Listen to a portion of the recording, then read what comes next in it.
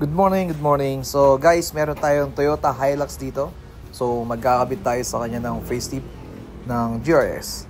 So guys, quick video lang to paano kinakabit yung mga ibang niyang parts para magmukha siyang GRS.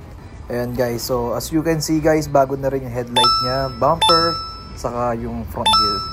So buo halos yan bossing, papalitan natin yan.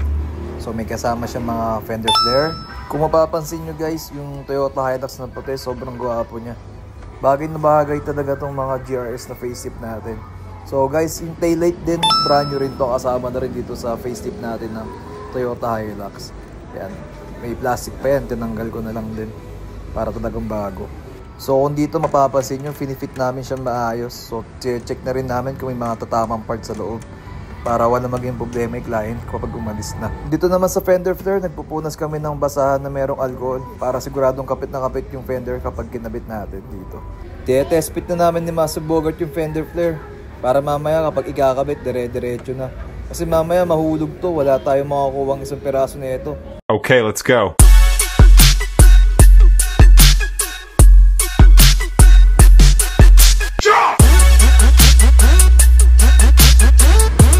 Guys, tapos na itong Toyota Hilux GRS na facelift natin. If interested kayo guys, feel free to message us here on Facebook. Thank you!